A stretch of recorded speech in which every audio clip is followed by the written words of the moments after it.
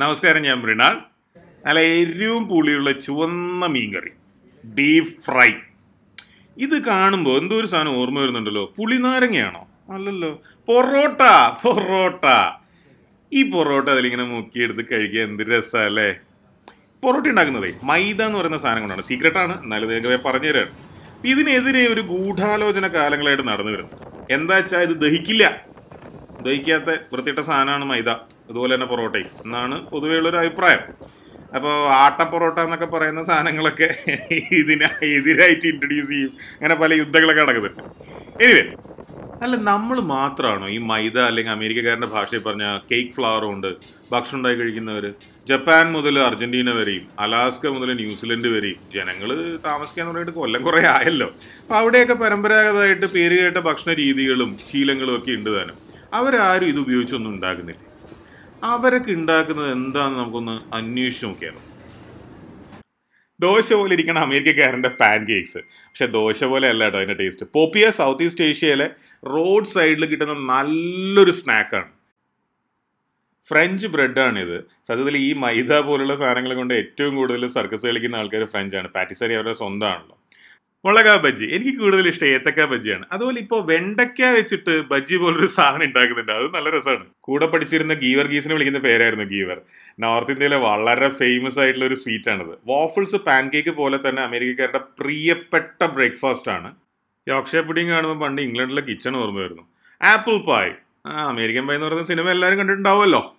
Beef Wellington, royal പാർട്ടീസിൽ സ്ഥിരമായിട്ട് വരുന്നൊരു അതിഥിയാണ് beef Wellington. ഒരു ഫ്രഞ്ച് ഇൻഫ്ലുവൻസ് ഉണ്ടെന്ന് പറയാം, എന്നാലും ബ്രിട്ടീഷ് തന്നെയാണ്. ക്രോസേഡ്, അതിനകത്ത് ചോക്ലേറ്റ് ഒക്കെ നിറച്ചിട്ട് ജാമൊക്കെ നിറച്ചിട്ട് ഇങ്ങനെയുള്ള ചില സ്റ്റൈലും ക്രോസൈൻസ് ഉണ്ട്. പറാന്ത രണ്ട് സാധനങ്ങളുണ്ട് കേട്ടോ. പറാത്ത ഡ്രൈ ആയിട്ട് സോഫ്റ്റ് ആയിട്ടിരിക്കുമ്പോൾ പറാന്ത ഓയിലിൽ ഫ്രൈ ചെയ്തെടുക്കുന്നതാണ്. ടാർട്ടിൻ്റെ അടിയിലുള്ള ക്രഞ്ചിനെസ് ഉണ്ടല്ലോ, ഓഫ്. ഒരങ് താങ് കൊറിയൻ ആണ്.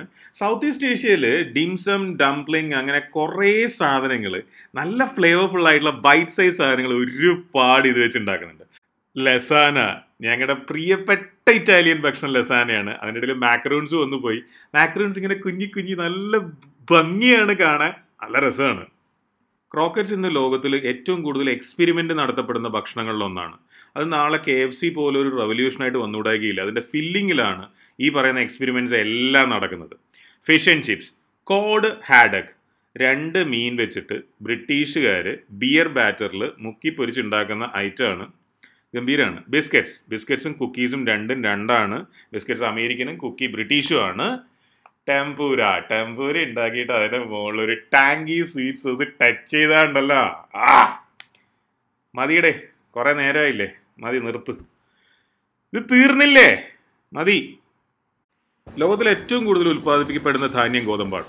ബാക്കിയുള്ള എല്ലാ ധാന്യങ്ങളെയും കൂട്ടി വെച്ചാൽ പോലും ഗോതമ്പിൻ്റെ ട്രേഡിൻ്റെ 4 അയലത്ത് വരില്ല. 80,000 കോടി കിലോ ആണ് ഒരു കൊല്ലം ഉണ്ടാകുന്നത്. കഴിഞ്ഞ 40-50 കൊല്ലത്തിൻ്റെ ഇടയിൽ ഗോതമ്പിൻ്റെ ട്രേഡ് 3 ഇരട്ടിയായി. അതായത് ഉൽപ്പാദനവും 3 ഇരട്ടിയായി. ഇനിയും അത് ഇരട്ടിക്കാൻ അധിക സമയം വേണ്ടി വരില്ല എന്നാണ് ഇപ്പോഴത്തെ ട്രെൻഡ് സൂചിപ്പിക്കുന്നത്. അങ്ങനെ ലോകത്തിൻ്റെ പ്രധാന ഭക്ഷണം എന്ന് വിളിക്കാവുന്ന ഗോതമ്പ് മാവിൽ നിന്ന് ഉണ്ടാക്കുന്ന പ്രധാന ഭക്ഷണ സാധനമാണ് മൈദ അല്ലെങ്കിൽ കേക്ക് ഫ്ലവർ. നമ്മൾ കണ്ടതുപോലെ പരമ്പരാഗത രീതിയിൽ പല സംസ്കാരങ്ങളിലും പല രാജ്യങ്ങളിലും മൈദ ഡെയിലി ദിനം പ്രതി ഭക്ഷണത്തിൻ്റെ ഭാഗമാണ്. അവിടെ എവിടെയും ഇല്ലാത്ത രീതിയിലുള്ളൊരു പരാതിയാണ് മൈദക്കെതിരെ കേരളത്തിലുള്ളത്. പൊറോട്ട ദഹിക്കുന്നില്ല. പൊറോട്ടയാണ് മൈദ കൊണ്ട് ഉണ്ടാക്കുന്ന പ്രധാന ഭക്ഷണം. അതുപോലുള്ള സംസ്കാര രീതികൾ കൊച്ചു കുട്ടികൾ മുതൽ പ്രായമായവർ ബ്രെഡും എല്ലാം കഴിക്കുന്നുണ്ട്. അവർക്ക് ആർക്കും ഈ പ്രശ്നമില്ല. അപ്പം പൊറോട്ടയ്ക്ക് എന്താണ് പ്രശ്നം? വർഷങ്ങൾക്ക് മുമ്പ് ഞാൻ കോയമ്പത്തൂരിൽ നിന്ന് മംഗലാപുരത്തേക്ക് ഡ്രൈവ് ചെയ്യായിരുന്നു. രാത്രിയാണ് കോയമ്പത്തൂരിൽ നിന്ന് പുറപ്പെട്ടത്. അതിരാവിലെ സമയത്ത് ഞാൻ കണ്ണൂർ കോഴിക്കോട് ഭാഗത്ത് എവിടെയോ ഒരു ചായ കുടിക്കാൻ നിർത്തി. കാരണം എനിക്ക് രാവിലെ മംഗലാപുരത്ത് എത്തണമായിരുന്നു. അവിടെ ഞാൻ ചെന്നപ്പോൾ അവിടെ പൊറോട്ടയുണ്ട്. രാവിലെ 4 മണിയോ മറ്റോ ആണ് സമയം. അപ്പോൾ ഞാൻ എന്തിനാണ് ഇത്ര രാവിലെ പൊറോട്ട ഉണ്ടാക്കി വെച്ചിരിക്കുന്നത് എന്ന് ചോദിച്ചപ്പോൾ അവർ പറഞ്ഞ മറുപടി, ഇപ്പോൾ കടലിൽ നിന്ന് വെള്ളത്തിൽ പോയ ആൾക്കാർ തിരിച്ചു വരും, അവർക്ക് വേണ്ടിയിട്ടാണ് പൊറോട്ട. അപ്പം ഞാൻ അവിടെ ഇരുന്ന് ചായ പിടിച്ചുകൊണ്ടിരുന്നപ്പോൾ ആൾക്കാർ കയറി വന്നു. അവർ പറയാൻ തുടങ്ങി, ഏട്ടാ ഒരു ചായ പിന്നെ പൊറോട്ടയുടെ കൂടെ എന്താ വേണ്ട, ബീഫോ മട്ടനോ ചിക്കനോ എന്താ വെച്ചാൽ ആയിക്കോട്ടെ എന്നുള്ള ലൈനാണ്. ഇത് തന്നെയാണ് നമ്മുടെ പ്രശ്നം. നമ്മൾ പൊറോട്ട മാത്രമാണ് കഴിക്കുന്നത്. ഒരാളുടെ ഭക്ഷണം സമീകൃതമാവുന്നത് അതിനകത്ത് ഫാറ്റ്, പ്രോട്ടീൻ, ഡയറ്ററി ഫൈബർ. ഇത് മൂന്നും ഉണ്ടാകുമ്പോഴാണ്.